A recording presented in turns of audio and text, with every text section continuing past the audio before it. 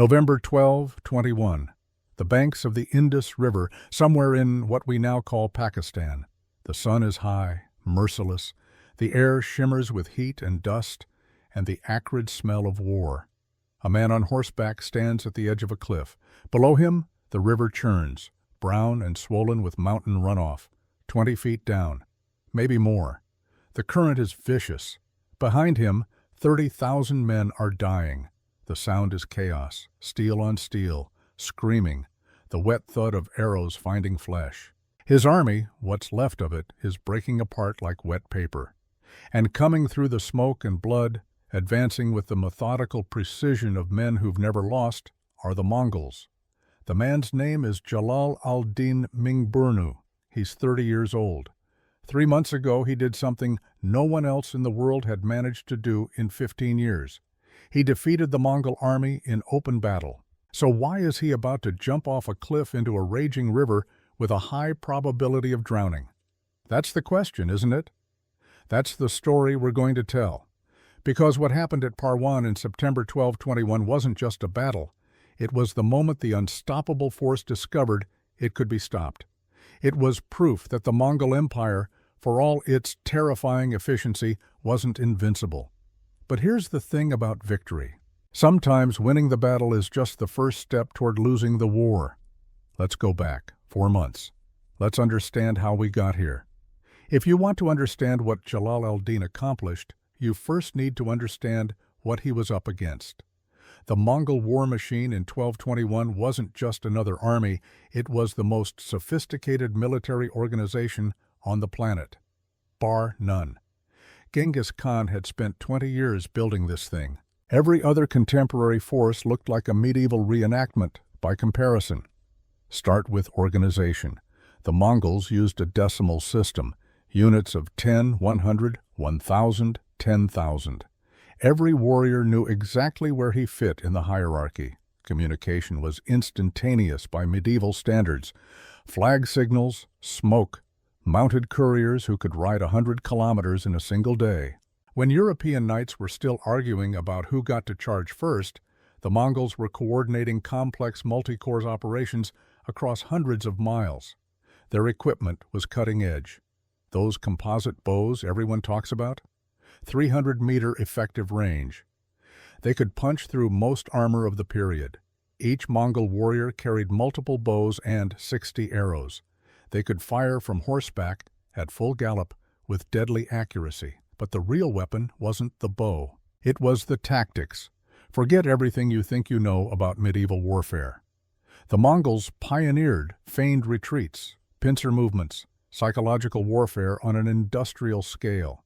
They'd pretend to run, lure you into chasing them, then wheel around and destroy your disordered forces. They'd been drilling these maneuvers since childhood. It was bred into them. And here's the statistic that should terrify you.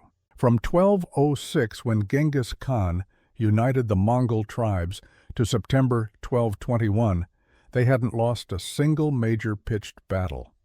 Not one. 15 years of continuous warfare across Asia. Their record was perfect. Cities fell. Armies crumbled.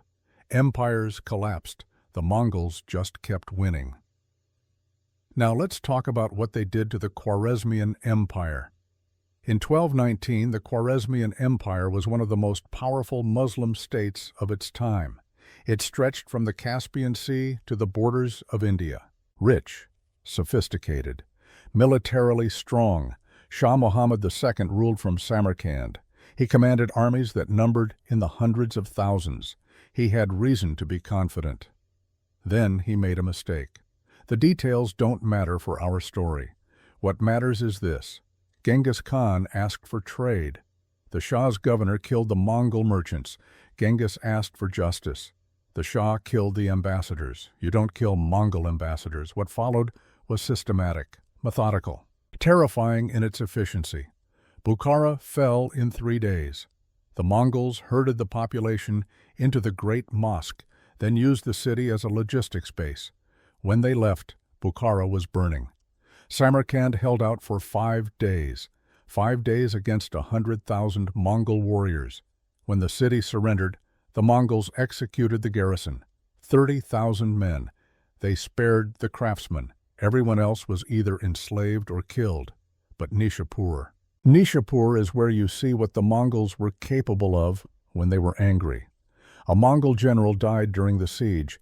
His wife asked Genghis for revenge. The Khan said yes. When Nishapur fell, the Mongols killed everyone. Every man, woman, child. They killed the animals, the cats, the dogs. They burned the fields. They destroyed the irrigation systems. Medieval chroniclers claim they even cut down the trees. They called it the city that was. Shah Muhammad ran. He fled from city to city, watching his empire disintegrate around him. In early 1221, he died alone on an island in the Caspian Sea, probably wondering where it all went wrong. His empire was finished. His sons had fled or surrendered or died. All except one, Jalal al-Din Mingburnu. If you're writing a movie, you couldn't create a better underdog protagonist. He was 30 years old in 1221. The son of Shah Muhammad, yes, but his mother was a Turkic slave.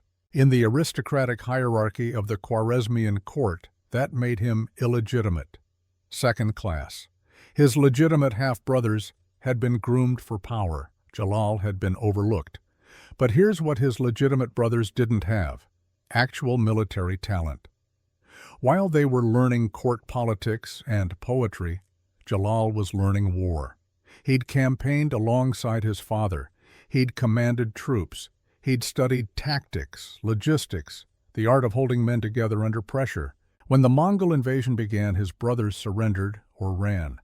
Jalal stood his ground. By the summer of 1221, he was all that was left. 10,000 men, maybe fewer, remnants of the Khwarezmian professional military, battle-hardened, loyal, but hopelessly outnumbered.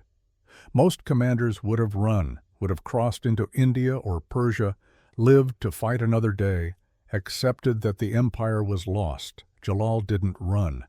He retreated to Ghazni, a fortress city in the mountains of what's now Afghanistan, and he started building something. Here's where the story gets interesting. Because word was spreading across Central Asia, word about what the Mongols had done, the cities they'd burned, the populations they'd slaughtered, the calculated, systematic brutality of their conquest, and people were starting to ask themselves a question: is surrender really safer than fighting? The answer came at Bamiyan. Bamiyan was a Buddhist city in the Hindu Kush Mountains, beautiful, ancient, the kind of place that had survived for centuries by being remote and defensible. The Mongols besieged it in the spring of 1221. During the siege, an arrow from the walls killed a young Mongol officer. His name was Mutugan. He was 20 years old. He was Genghis Khan's grandson. When the Khan learned his grandson was dead, he gave an order. When Bamiyan falls, he said, kill everything, every person, every animal. Destroy the buildings, raze the city to the ground, and when you're done, change its name. From now on, call it the City of Sorrows. The Mongols were thorough. Medieval chroniclers, writing decades later, said that nothing lived in Bamiyan after the Mongols left. The irrigation systems were destroyed. The fields were salted. The place became a ghost town. The message was clear: this is what resistance costs. But the message had an unintended effect. 30,000 Afghan warriors came down from the Hindu Kush Mountains. Think about that for a moment. These weren't professional soldiers. They were tribesmen, highlanders, men who made their living herding goats and defending mountain passes. Some of them were fighting with weapons their grandfathers had used, but they came down from those mountains after hearing what happened at Bamiyan. They came down because they understood something fundamental. If this is what happens to cities that surrender, then surrender isn't an option. Their leader was named Saif al-Din Igrak. He was 45 years old, a chieftain from the high valleys, the kind of man who could track a deer across bare rock and knew every pass and ridge of the Hindu Kush by heart. He brought his 30,000 men to Ghazni, to Jalal al-Din, and suddenly the dynamic changed. Jalal now had 40,000 men, 10,000 Khwarezmian regulars, cavalry, professional soldiers who'd served under his father, and 30,000 Afghans who knew the terrain like they knew their own faces. But he needed more. He reached out to the Turkish contingents, to Amin Malik, who happened to be his father-in-law. Malik was 50 years old, a seasoned commander who'd survived decades of Central Asian warfare. He brought another 10,000 men, solid troops, cavalry who could match the Mongols stride for stride. Another figure emerged from the chaos. Temur Malik, 38 years old, led a mixed contingent of Persian cavalry and infantry survivors, not as many as Igrak or Amin Malik brought, maybe 3,000. But these were hardened fighters who'd survived the initial Mongol onslaught and had nothing left to lose. 60,000 men. It should have been impossible. The empire was finished. The Shah was dead. Cities were surrendering without a fight. Nobles were fleeing in every direction. But Jalal al-Din was building an army. Let's pause here for a moment and talk about leadership. Because what Jalal did in those summer months of 1221 is a case study in holding disparate forces together. He had professional Khwarezmian cavalry who'd served his father, Turkish allies commanded by his father-in-law, Afghan tribesmen who'd never fought in a formal army, Persian survivors still traumatized from watching their cities burn, different languages, different fighting styles, different ideas about discipline and command structure. And somehow, he made it work. He gave the Afghans the high ground positions, let them fight the way they knew how, gave the professionals the cavalry roles, used the Turks as shock troops, positioned Temur Malik's Persians where their experience would matter most. He adapted his tactics to his men, not the other way around. But more than that, he gave them something to believe in. For 2 years, people across Central Asia had watched the Mongols win. Every time, without fail, cities that resisted were destroyed. Armies that fought were annihilated. The message from every battlefield was the same. Resistance is futile. Jalal said no. He said the Mongols can be beaten. He said, we're going to prove it. And somehow 60,000 men believed him. By late August 1221, Genghis Khan knew Jalal was gathering forces at Ghazni. The Khan had just finished consolidating his control over what remained of the Khwarezmian Empire. His sons were pacifying the outlying regions. Rebellions were being crushed. The systematic destruction of resistance was proceeding on schedule. Jalal al-Din was an irritant, a loose end, the last prince of a dead empire holed up in the mountains with a collection of survivors and refugees. Genghis could have gone after him personally, could have brought the full weight of the Mongol army down on Ghazni and finished this in a week. He didn't. Instead, he sent Shigi Kutuku. Now, here's where you need to understand something about Shigi. He was Genghis Khan's adopted son. Found on a battlefield as a child raised in the Khan's household. Genghis trusted him completely. But Shigi's job wasn't commanding armies. He was 32 years old, the empire's chief justice, a scholar, an administrator, one of the first Mongols to learn to read and write. He'd been instrumental in codifying Mongol law, creating the legal framework that held the empire together. Commanding 30,000 troops in enemy territory, that wasn't exactly his specialty. Genghis gave him 30,000 cavalry. Good troops, veterans. More than enough, the Khan probably thought, to deal with a refugee prince and a rabble of mountain fighters. It was a cleanup mission, mop-up duty. That was the first mistake. Jalal al-Din received word in early September that a Mongol army was approaching. He called his commanders together. Amin Malik, Saif al-Din Igrak, Temur Malik, his senior officers. They spread maps across a table in the fortress at Ghazni. The question was simple. Where do we fight them? Fighting on the plains was suicide. The Mongols excelled in open terrain. Their cavalry could maneuver, could execute those feigned retreats and pincer movements that had destroyed every army that faced them. On flat ground, even with 60,000 men, Jalal would lose. He needed terrain that would neutralize the Mongol advantages. Igrak leaned over the map, put his finger on a spot northeast of Ghazni. Parwan Valley, he said. Jalal looked at the map, looked at Igrak. "Tell me about it." Igrak described the valley, narrow, maybe a few hundred meters wide at most, carved between steep ridges of the Hindu Kush, rock walls on both sides, limited entry points, the kind of place where you couldn't maneuver large cavalry formations, the kind of place where numbers mattered less than position. "If we hold the high ground," Igrak said, "they'll have to come through the valley floor. They can't flank us, can't use their mobility. We can rain arrows down from above, pin them in place." Amin Malik, Jalal's father-in-law, nodded slowly. "It's defensible. But if it goes wrong, there's no retreat. We'd be trapped." "We're not retreating," Jalal said. He traced the valley on the map with his finger, thought about what he knew of Mongol tactics. They relied on speed, flexibility, the ability to adapt formation mid-battle. Take that away, force them to fight in a constrained space, and suddenly the equation changed.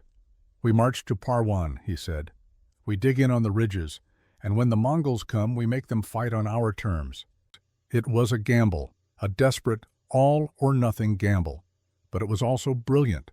The army moved out in mid-September, 60,000 men, cavalry, infantry, Afghan Highlanders who moved through mountain terrain like water, refugees and camp followers who refused to be left behind, who'd rather take their chances with Jalal than wait for the Mongols to arrive at Ghazni.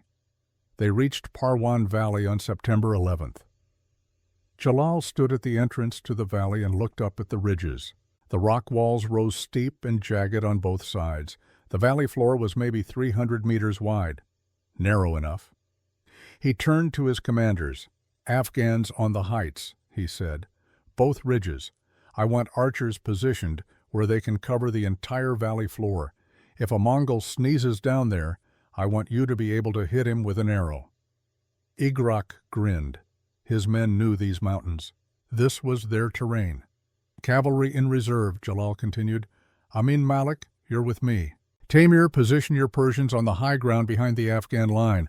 When the moment comes, we're going to hit them hard, but not until I give the signal." "And if they don't come into the valley?" one of the officers asked. "They'll come," Jalal said. "They've never backed down from a fight. Why would they start now?" Over the next 2 days, the coalition forces dug in. The Afghans took positions on the ridges, building rock sangars for cover. Temur Malik's Persians fortified secondary positions. The Khwarezmian regulars set up defensive works at the valley entrance. Cavalry units stayed mobile, ready to move on command. Jalal walked the positions personally, checked sight lines, made sure his archers had clear fields of fire, talked to the men, listened to what they had to say. He knew what was coming. 30,000 Mongol cavalry, veterans of 100 battles, men who'd swept across Asia without losing. But for the first time in this entire nightmare campaign, Jalal had an advantage. He knew the ground. The Mongols didn't. On September 12th, scouts reported Mongol cavalry approaching from the south, 30,000 riders, moving fast, dust rising behind them like a storm cloud. At the head of the column rode Shigi Kutuku. He'd been 7 days on the march from Ghazni. His orders were simple: find Jalal al-Din, destroy his force, pacify the region. The Khan wanted this finished before winter. Shigi expected this to take a week, maybe 2 if Jalal decided to hole up in some mountain fortress. The Mongols were experts at siege warfare. They'd taken cities that were supposed to be impregnable. One refugee prince with a collection of survivors? This should be straightforward. When his scouts reported that Jalal had taken a defensive position at Parwan Valley, Shigi rode forward to see for himself. He stood at the valley entrance, looked at the ridges, saw the defensive positions. One of his officers rode up beside him. "It's a trap," the officer said. "Of course it's a trap," Shigi replied. "The question is whether it's a good one." He studied the terrain. Narrow valley, high ground on both sides. Jalal's forces dug in along the ridges. It was exactly the kind of position you'd choose if you wanted to negate superior cavalry. Shigi had read military treatises. He knew the theory. Terrain mattered. Sun Tzu had written about it. So had the Chinese strategists whose works the Mongols had translated. But theory was one thing. The reality was this: the Mongol army didn't lose. They'd beaten enemies in mountains before. They'd adapted to every terrain from the steppes to the forests to the cities. Why should this be different? "We probe their defenses," Shigi said. "Find the weak points. Then we break them." The officer nodded, but there was something in his expression, a flicker of doubt. The ridges were steep. The valley was narrow. This wasn't going to be easy. That night, in the Khwarezmian camp, Jalal sat with his senior commanders around a fire. The mood was tense. Tomorrow the probing attacks would begin. Tomorrow they'd find out if their defensive positions could hold. Amin Malik poured wine, passed cups around. "They're going to test us," he said. "Try to find where we're weak." "Let them test," Igrak said. "My men have been fighting in these mountains for 30 years. The Mongols are riders, plains fighters. Up here they're at a disadvantage." Jalal didn't say anything for a moment. He stared into the fire. "They're not helpless," he finally said. "They're the best army in the world for a reason. They adapt. They learn. If we make a mistake, they'll exploit it." "So we don't make mistakes," Malik said. Jalal looked at him, then at Igrak, then at Timur and his other officers. "Discipline," he said. "That's what wins this. When the Mongols do their feigned retreats, when they pretend to run, nobody chases. Nobody breaks formation. We hold, we wait. We make them come to us." "And if they don't?" an officer asked. "They will," Jalal said, "because they can't afford not to. Genghis Khan sent Shigi here to finish this, to prove that resistance is futile. If Shigi turns around and goes back empty-handed, it sends a message across the empire. The Mongols can be stalled." He leaned forward. "That's why they'll come. That's why they'll fight. And that's why we're going to win." The officers looked at each other. Some nodded. Some looked uncertain. But they believed, or at least they wanted to believe. That night Jalal lay on his bedroll and stared at the stars. Somewhere down in that valley, 30,000 Mongol warriors were sleeping, men who'd never lost, who'd conquered half of Asia, who probably thought this would be over in a few days. Tomorrow he was going to show them they were wrong. Tomorrow the battle would begin, and 3 days from now, one way or another, this would be over. Jalal closed his eyes, tried to sleep, but his mind kept racing. He thought about his father, dead somewhere on an island in the Caspian Sea. He thought about his half-brothers, who'd surrendered or fled. He thought about the cities the Mongols had burned, the people they'd killed. And he thought about tomorrow. No force is invincible, he told himself. Every giant has a weakness. Find the weakness, exploit it, win. It sounded simple when he put it that way. But as he finally drifted off to sleep, one thought kept echoing in his mind. I'm about to fight the Mongol army, the real Mongol army, the force that hasn't lost in 15 years. And I have to win, because if I don't, everything ends here. Dawn came on September 13th, 1221.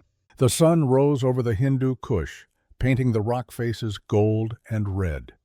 In the valley of Parwan, 60,000 men prepared for war, and from the south, dust rising like smoke, came 30,000 Mongol riders. The battle was about to begin. The first day was a chess match. September 13th, 1221. Morning light spilled across Parwan Valley like liquid gold.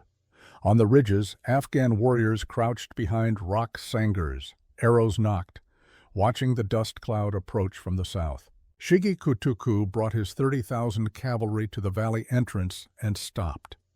He sat on his horse, perfectly still, studying the terrain. His officers waited behind him. Nobody spoke. The only sound was the wind whistling through the mountain passes and the jingle of horse tack. After 10 minutes, Shigi raised his hand. A signal. 300 Mongol riders peeled off from the main formation. They moved forward at a trot, spreading out across the valley floor. A probing attack, testing the defenses. On the ridges, Jalal's men watched them come. "Hold!" Igrak called to his Afghans. Wait for my signal." The Mongol riders advanced to within 200 meters of the forward positions, still moving, testing how close they could get. "Now," Igrak said quietly. 50 arrows flew from the ridges. The Mongols had expected this. They wheeled their horses, scattered, retreated back out of range. Only 3 men fell. The rest regrouped at the valley entrance. Shigi watched, nodded. The defensive positions were solid. The Afghans had good discipline. This wasn't going to be a quick breakthrough. He sent another probe, this time 500 riders, moving faster, trying to draw return fire, trying to see how many archers Jalal actually had on those ridges. More arrows. The Mongols retreated again, 6 more casualties. This continued for 3 hours. Probe, retreat, probe, retreat. Shigi was gathering intelligence, mapping the defensive positions, looking for weak points. He didn't find any. By midday, the Mongols pulled back to their camp. Shigi called his officers together. "They're well positioned," one of the commanders said. "The valley floor is a killing zone. We can't charge through it without taking heavy losses." "The ridges are too steep for a cavalry assault," another officer added. "We'd have to dismount. Send infantry up on foot. It would be slow, costly." Shigi stared at the valley. At the rock walls rising on either side, everything in Mongol doctrine said, you don't fight on terrain that favors the enemy. You maneuver. You force them to come out. You use your mobility to create opportunities. But Jalal wasn't coming out. "Tomorrow," Shigi said, "we probe deeper. Find where they're weak. Everyone has a weak point. We just need to find it." In the Khwarezmian camp that night, the mood was cautiously optimistic. "They're scared," one of the younger officers said. "They know they can't take us head on." Jalal shook his head. "They're not scared. They're being smart. Shigi's not going to throw his men away on a frontal assault. He's looking for an opening." "So what do we do?" Amin Malik asked. "We wait," Jalal said. "We make them come to us. And we don't break formation. No matter what they do, we hold." Igrak was sharpening his sword. He looked up. "My men are mountain fighters," he said. "They know how to wait. Patience is what we do." Jalal nodded. But there was something in his gut, a tension. The Mongols were too good, too professional. They were planning something. He just didn't know what. September 14th, Day 2. The dawn came cold. Mist hung in the valley like cobwebs. The Mongol camp stirred early. Riders mounted up, formations assembled. But something was different today. Shigi had ordered every spare horse in the camp brought forward, hundreds of them. His men tied bundles of straw and cloth to wooden frames, dressed them in armor, mounted them on the horses. From a distance, they looked like riders. By mid-morning, what appeared to be 60,000 Mongol cavalry stood at the valley entrance. The psychological impact was immediate. On the ridges, Afghan warriors stared at the massive force arrayed below them, twice the size of yesterday's army. Where had they come from? Had reinforcements arrived overnight? Murmurs spread through the defensive lines. "There's too many of them. We're outnumbered 2-1. We should retreat while we still can." Igrak moved along the ridgeline, talking to his men. "It's a trick," he said. "Look closely. Half of those riders aren't moving. They're dummies, straw men on horses." But not everyone believed him. Not everyone could see clearly enough from the ridges. Down in the main camp, Jalal was summoned by one of his scouts. "Commander, you need to see this." Jalal rode to a vantage point, looked down at the Mongol formation. 60,000 riders, at least that's what it looked like. His first thought was shock. How had Shigi doubled his force overnight? But then he looked more carefully, studied the formation, noticed that some sections were perfectly still. No movement, no fidgeting. Horses don't stand that still. He turned to Amin Malik. "It's a deception," Jalal said. "Half of those are fake." Malik squinted at the valley. "You're sure?"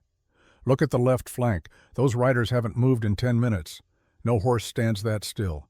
They're trying to make us think we're outnumbered, trying to break our nerve." Malik stared. Then he saw it too, the unnatural stillness. "Why would they do this?" he asked. This isn't a typical Mongol tactic. They don't need deception. They just overwhelm you. Jalal thought about that. And suddenly he understood. He's desperate, Jalal said quietly. Shigi knows he can't take us in this valley. He's trying psychological warfare. Make us think we're facing impossible odds. Force us to surrender or retreat. So what do? Nothing, Jalal said. We hold position, and we wait for him to make a real move. But the message went through the camp. The Mongol army is doubled. We're facing 60,000 riders, and not everyone got the word that it was fake. The afternoon of the second day, Shigi sent another probe. This time, 1,000 riders. They charged hard at the center of Jalal's line, as if testing whether fear had broken the coalition's nerve. The defensive positions held. Arrows flew from the ridges. The Mongols retreated.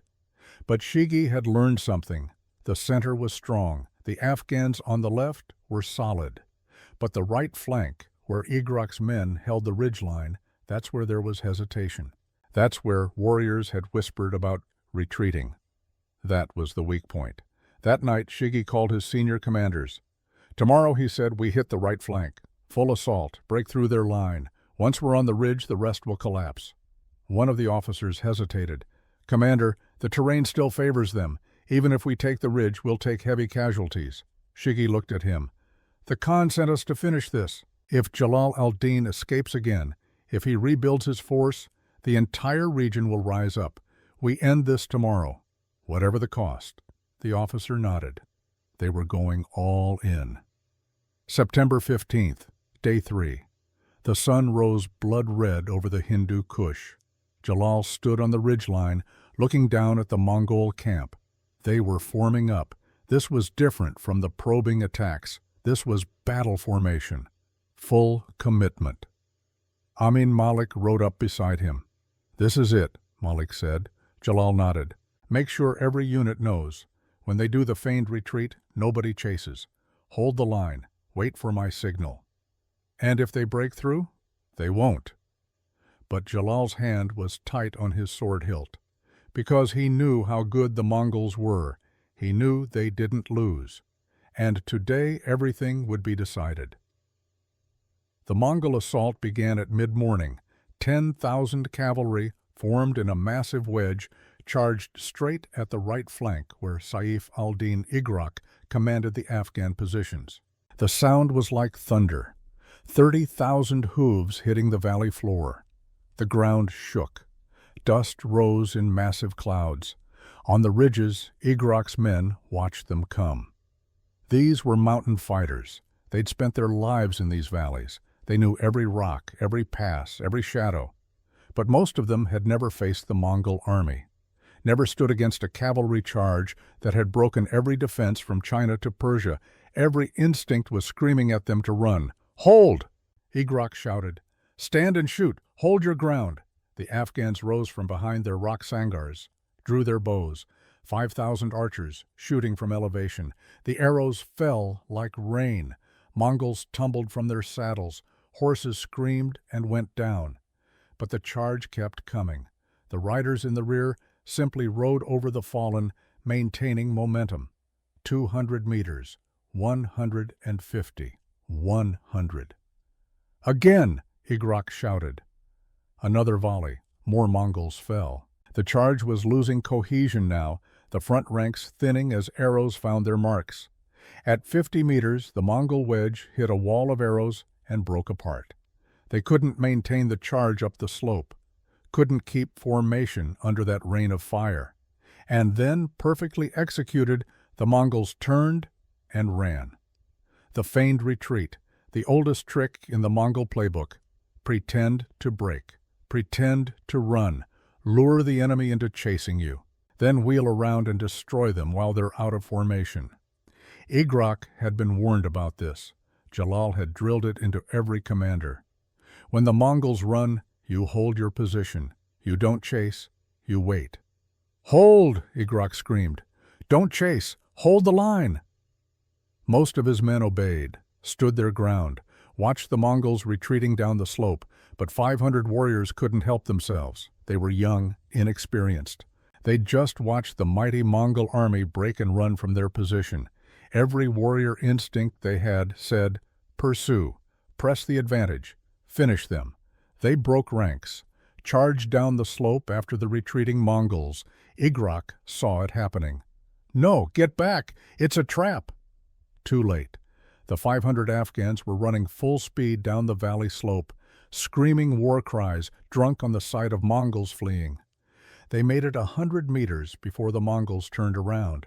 It happened so fast. One moment the Mongols were retreating in disorder.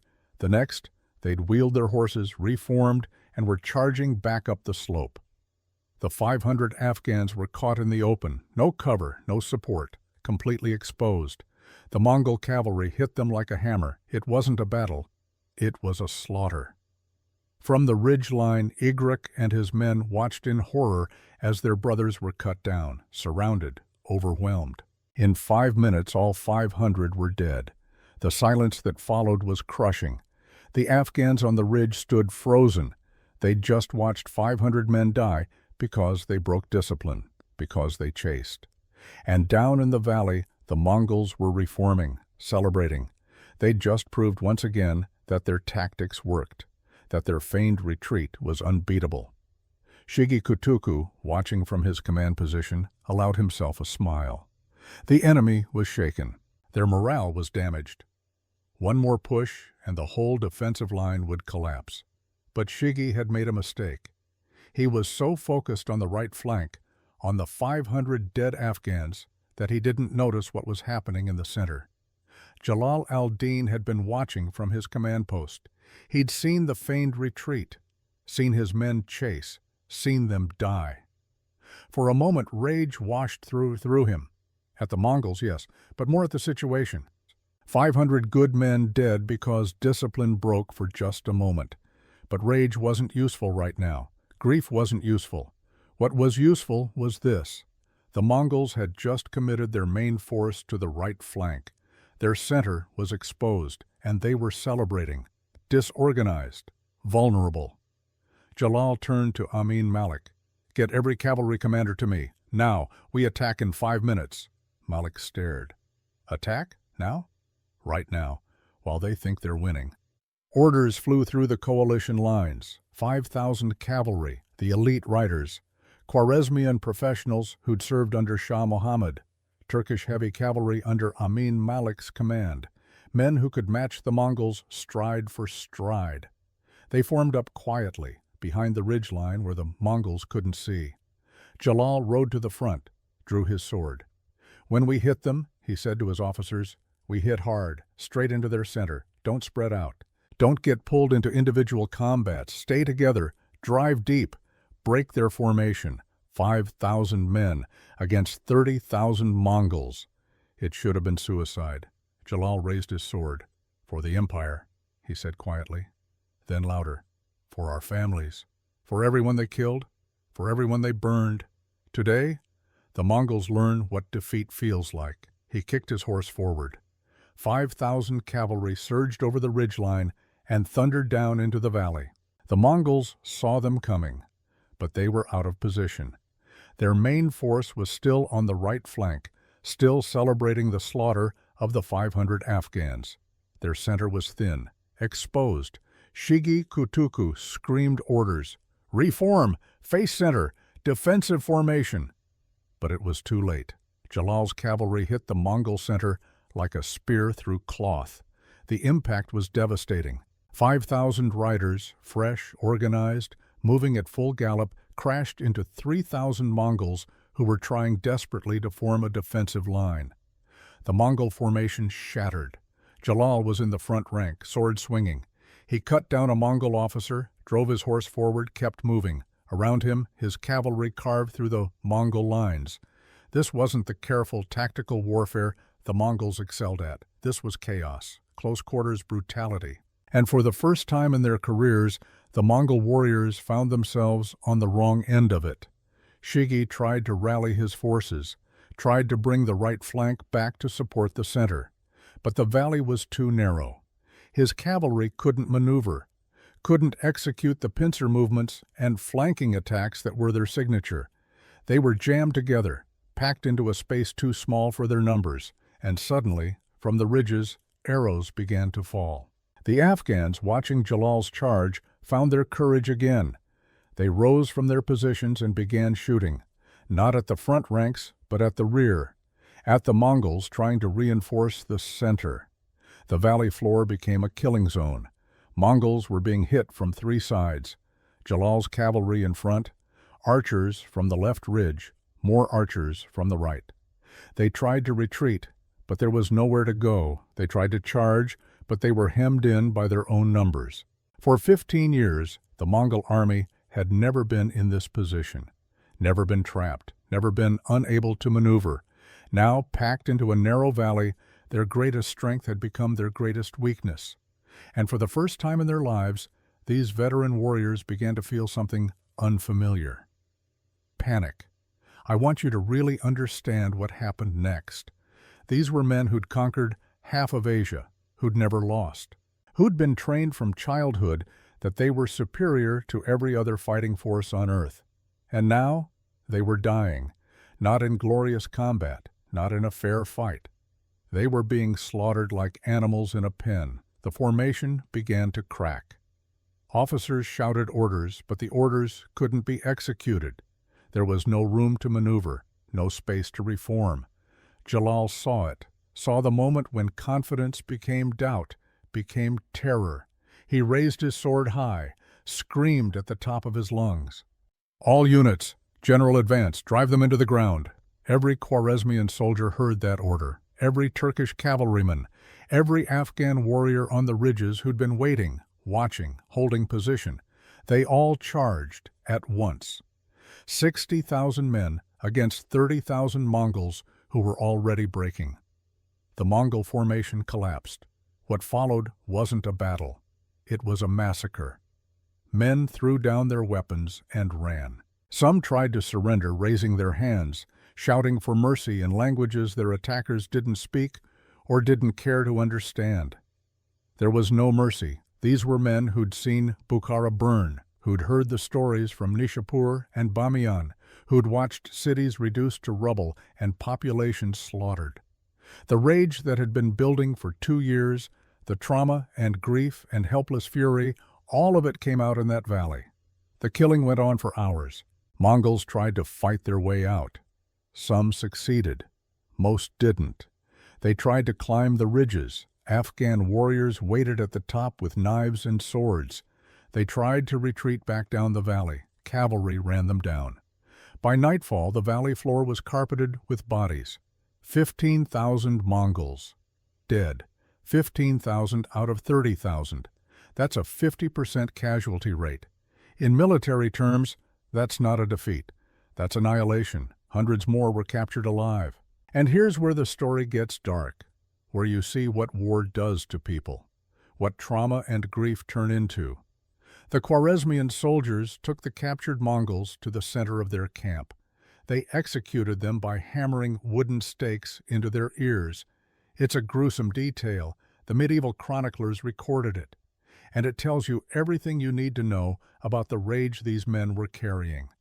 This wasn't about military strategy. This wasn't about tactics or honor. This was about vengeance, about making the Mongols feel even a fraction of the pain they'd inflicted. Shigi Kutuku escaped with the remnants of his force, maybe 12,000 riders, battered, broken, traumatized. Imagine being him in that moment. You're the adopted son of Genghis Khan. You've been given command of 30,000 elite warriors, and you're running away, having lost half your army to a prince everyone thought was finished. The shame must have been unbearable. His officers rode beside him in silence. Nobody spoke. What was there to say? They'd lost. The Mongol army, undefeated for 15 years, had just been destroyed in a narrow valley in Afghanistan.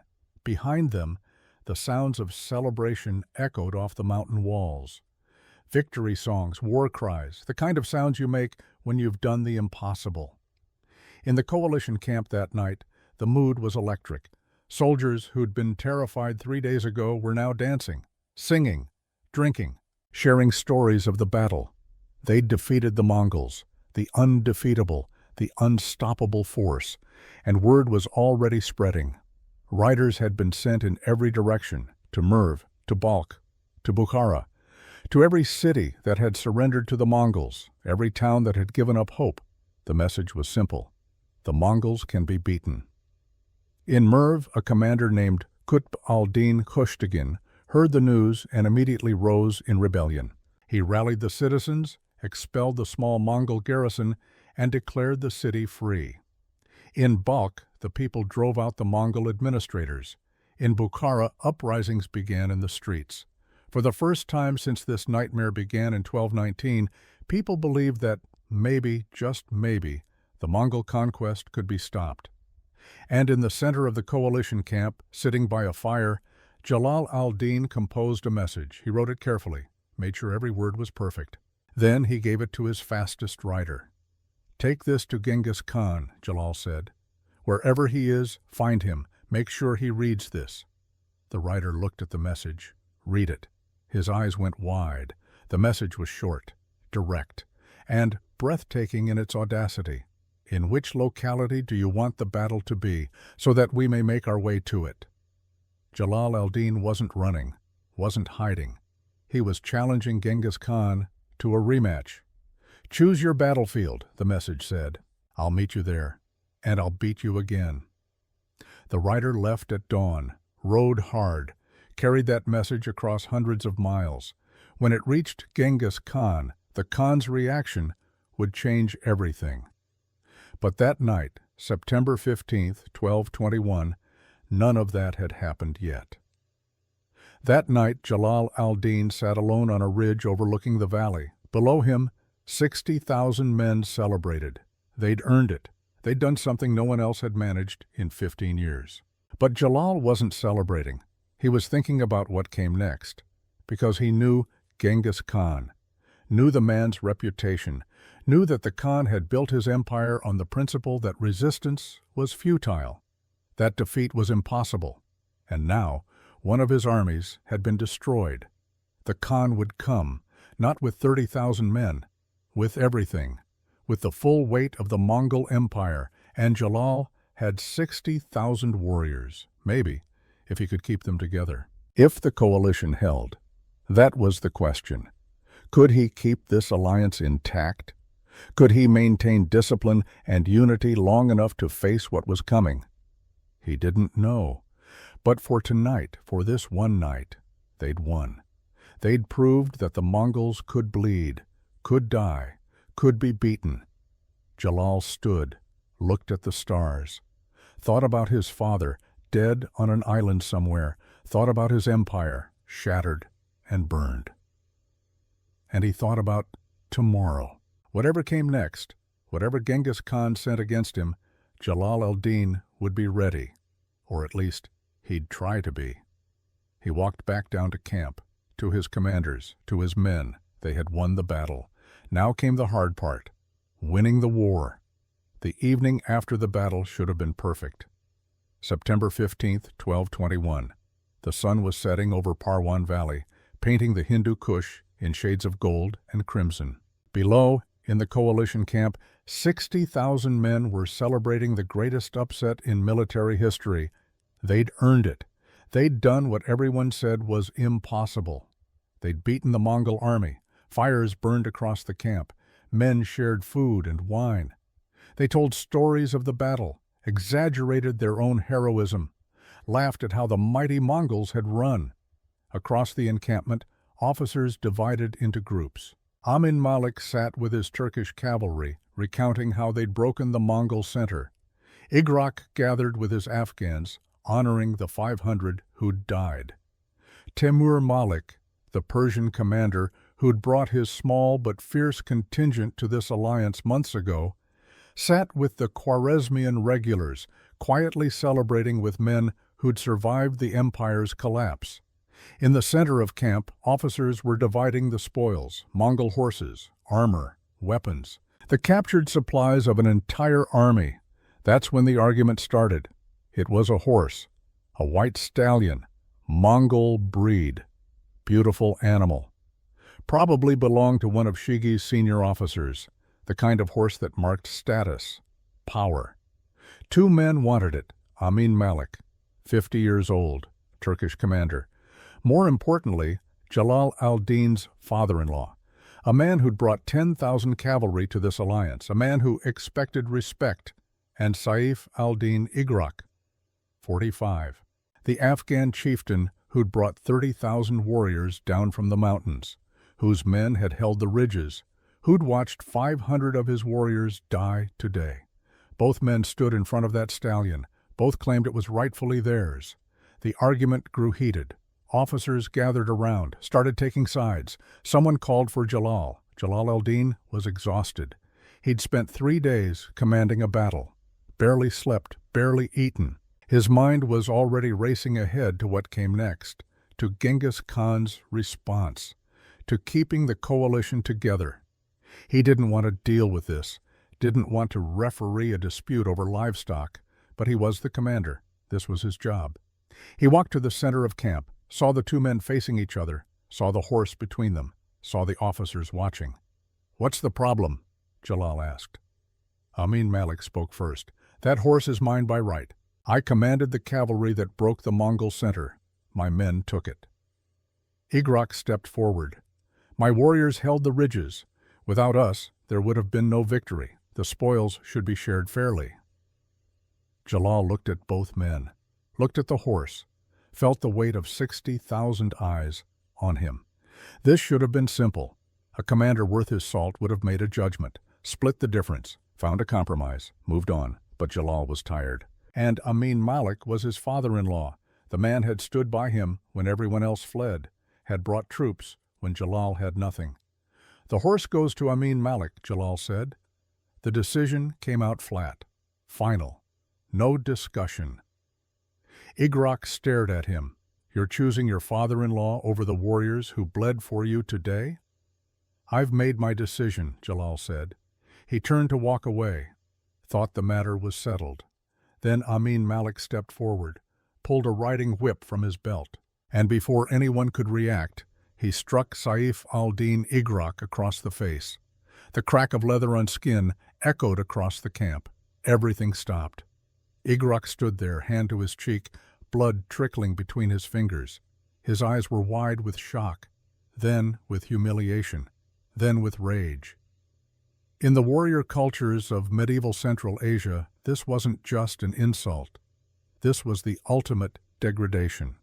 Igrak was a leader, a commander. His men had just fought and died following his orders, and he'd been whipped.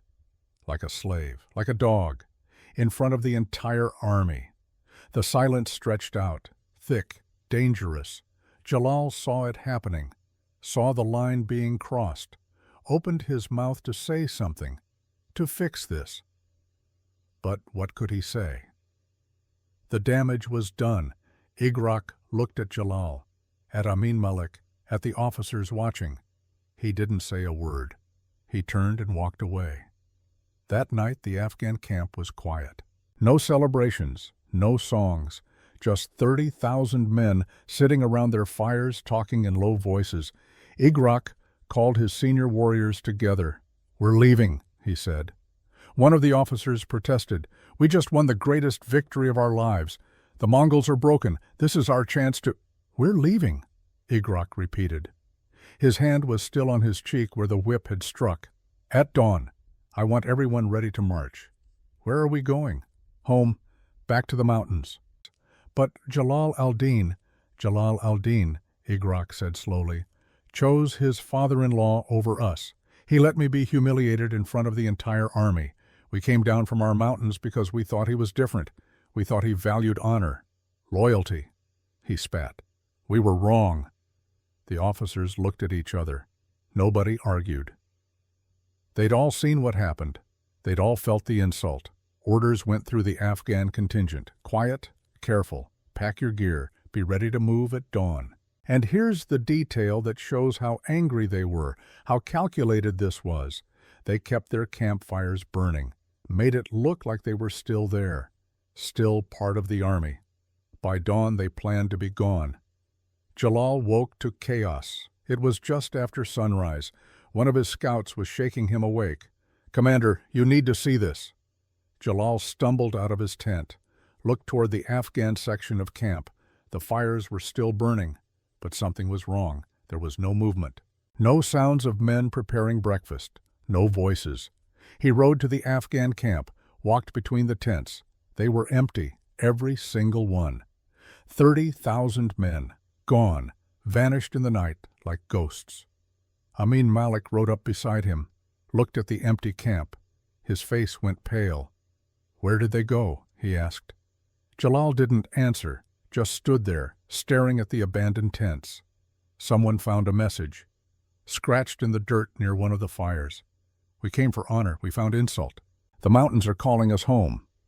That was it. No threats, no demands, just 30,000 warriors who'd decided they were done. Jalal sat down on a rock, put his head in his hands. "Let me be clear about what just happened. Let me make sure you understand the magnitude of this disaster.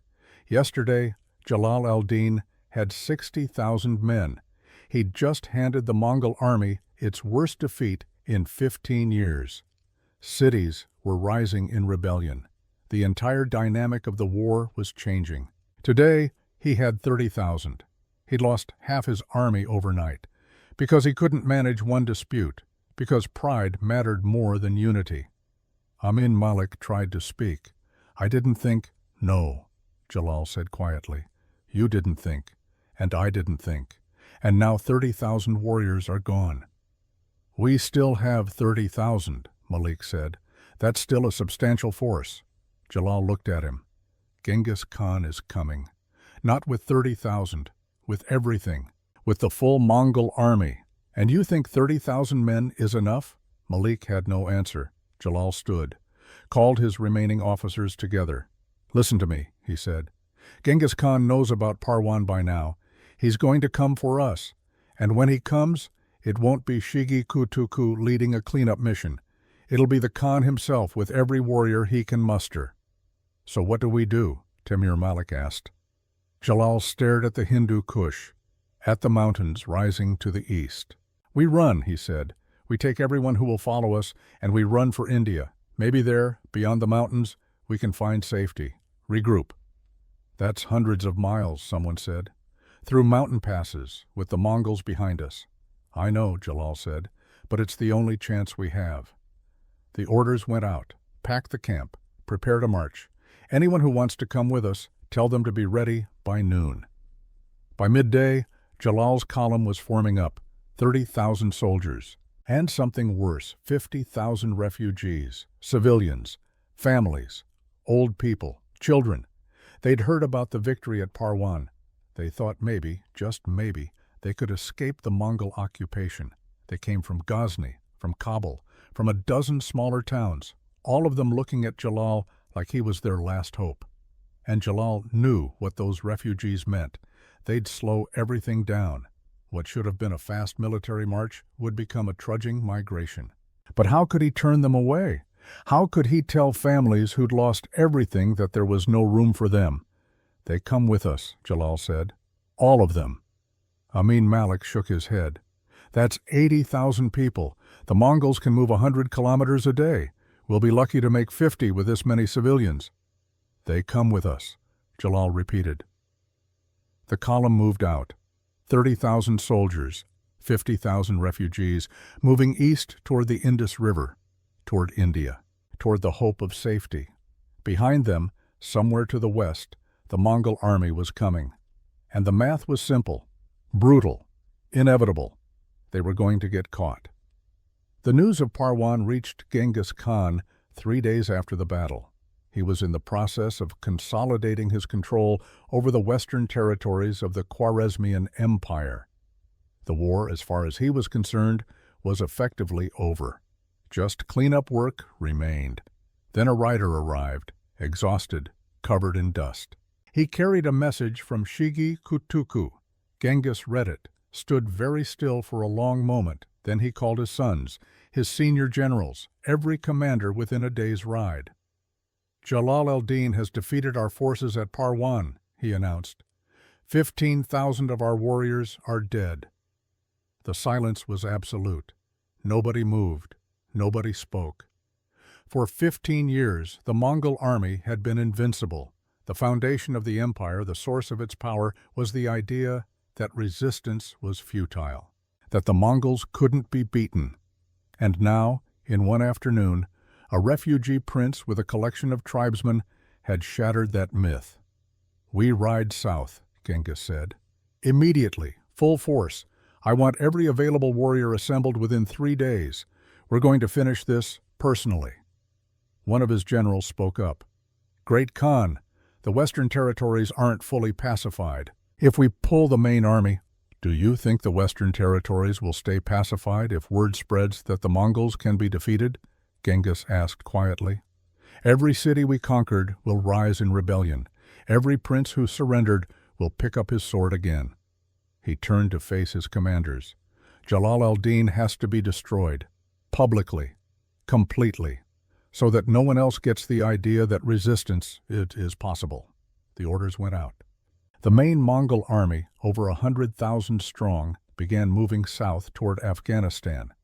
Genghis himself rode ahead with the vanguard. He stopped at Parwan Valley, walked through the battlefield, looked at the 15,000 Mongol corpses still lying in the dust. Shigi Kutuku was there, waiting, expecting to be executed, expecting disgrace. Genghis studied him for a long moment. "You did not know the place of battle," the Khan said finally, "and you were both at fault." Both, meaning Shigi and the terrain itself. It was a strange statement, almost philosophical, an acknowledgement that Shigi had been beaten not just by Jalal's skill, but by the geography, by fighting on ground that negated every Mongol advantage. But here's what's remarkable about this moment. Genghis didn't execute Shigi, didn't strip him of rank, didn't even berate him. Instead, he educated him. He walked Shigi through the battlefield, pointed out where the formation had been vulnerable, explained how Jalal had exploited the terrain, where the mistakes had been made. It was like getting a master class in military strategy from history's most successful conqueror, except your tuition payment was the death of half your men. When the lesson was done, Genghis turned to his assembled generals.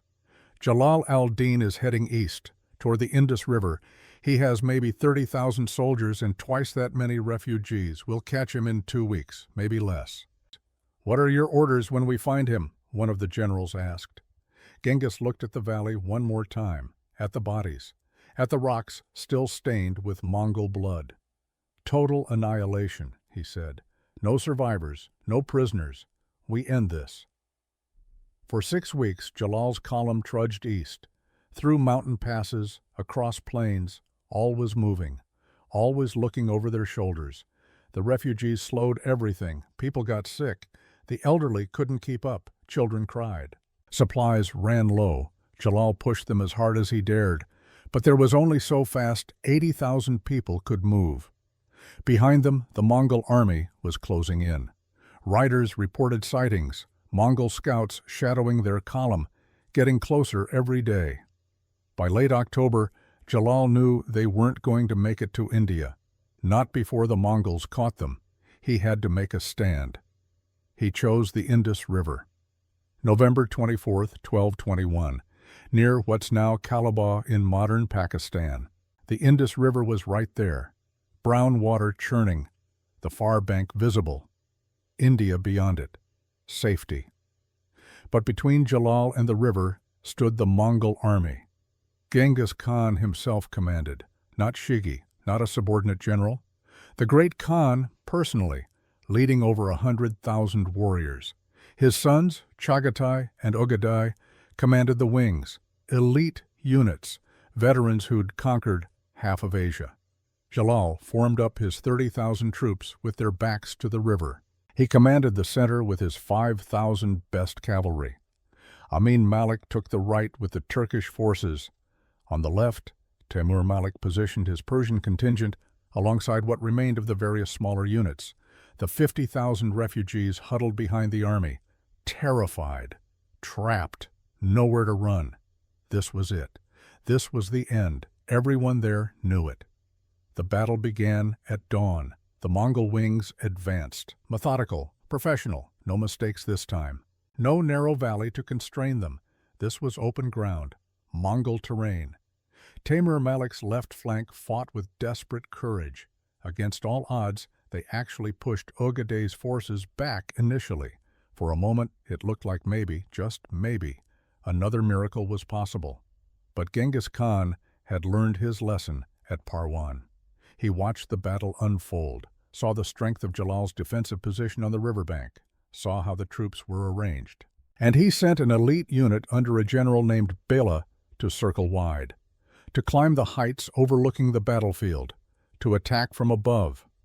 It was the same tactic Jalal had used at Parwan, using terrain, using elevation, hitting the enemy where they were vulnerable. Genghis had studied that battle, learned from it, and now he was using Jalal's own strategy against him. Bela's unit gained the heights, began raining arrows down into the rear of Jalal's formation. The defensive line began to buckle. Taimur Malik died fighting, cut down by Mongol cavalry as his position was overrun. The left flank collapsed. The Mongols poured through the gap. Jalal saw it happening, saw his army disintegrating around him. He had maybe 5 minutes before the formation broke completely, 5 minutes before it became a rout, a massacre. He looked around, at his men dying, and at the refugees screaming, at the Mongol army closing in like a vice. And he looked at the Indus River, 20 feet down from the bank, maybe more. The current was vicious, swollen with autumn rains, brown water churning with debris and mud. Nobody could survive jumping into that. The fall alone would probably kill you, and if it didn't, you'd drown. But staying here meant certain death. Staying here meant capture, torture, public execution, an example for the entire empire. Jalal al-Din made his choice. He turned his horse toward the river. "Commander!" someone shouted. "Where are you going?" Jalal didn't answer, just kicked his horse into a gallop, straight at the riverbank. Men screamed for him to stop. Officers tried to follow. Mongol arrows filled the air around him. He didn't slow down. At the edge of the cliff, with the water churning 20 feet below, with 100,000 people watching, Jalal al-Din did something that would become legend. He jumped. Horse and rider together launched off that bank into empty air. For a moment they were flying, suspended, defying gravity and reason and every instinct that says you don't do this. Then they hit the water. The impact should have killed them. The current should have dragged them under. The weight of armor and weapons should have pulled Jalal to the bottom. Somehow, none of that happened. Somehow, impossibly, Jalal resurfaced, still in the saddle.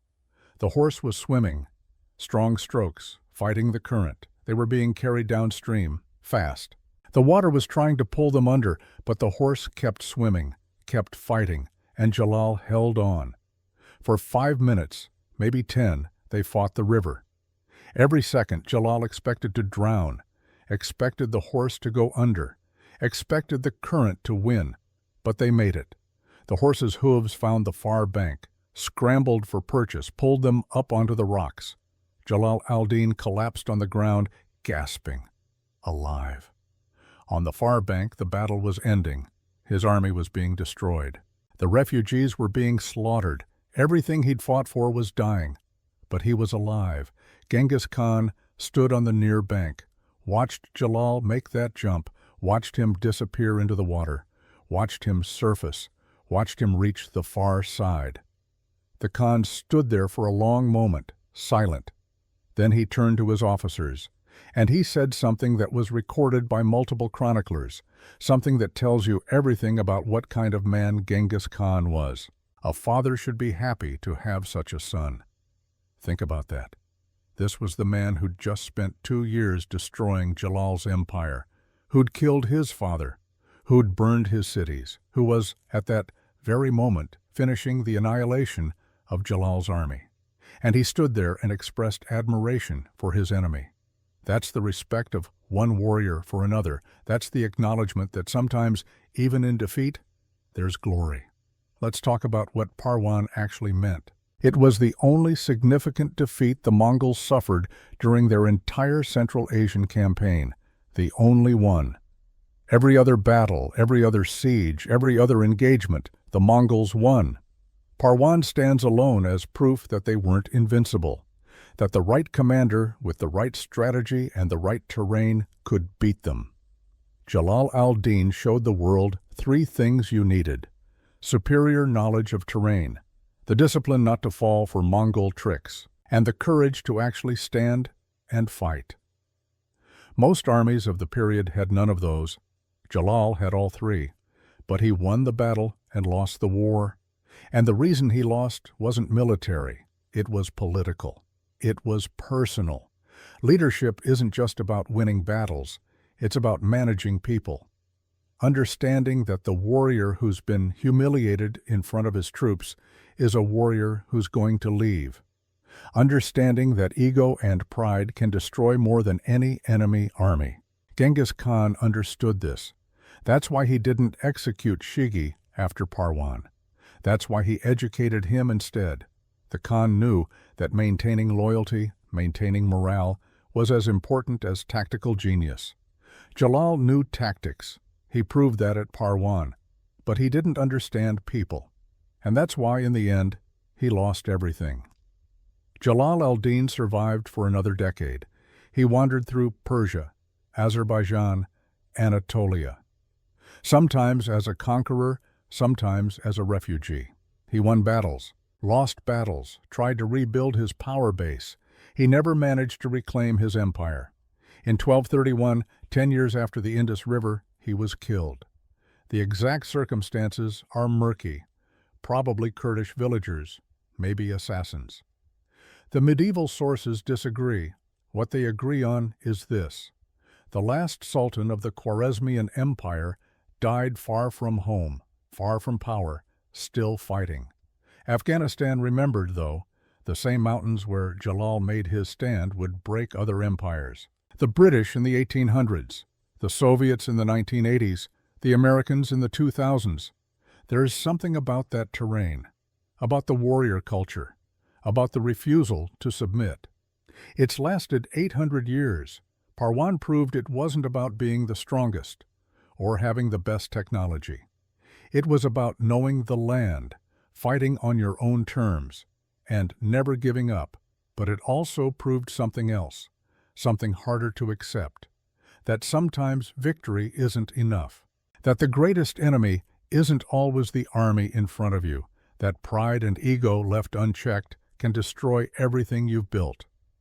On November 24, 1221, as Jalal al-Din pulled himself up on the far bank of the Indus River, dripping wet, exhausted, alone, he must have looked back at the battlefield one last time, at his army being destroyed, at the refugees being slaughtered, at the Mongol banners waving in victory.